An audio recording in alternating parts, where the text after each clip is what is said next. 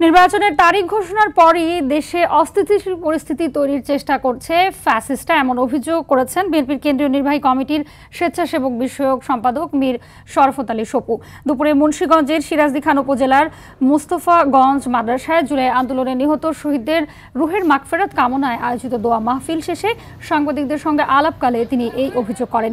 এ সময় তিনি বলেন, স্বৈরাচারী সরকারের প্রধান ভারতে বসে বিএনপির বিরুদ্ধে ষড়যন্ত্রে লিপ্ত রয়েছে।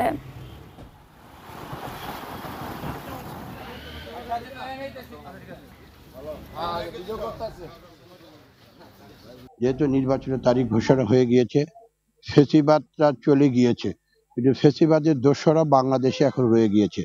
তারা চাবে যে বাংলাদেশে যে একটা অস্থিতিশীল পরিস্থিতি সৃষ্টি করা, এটাকে রুখতে হলে আমাদের সম্মিলিত ঐক্যবদ্ধ থাকতে হবে।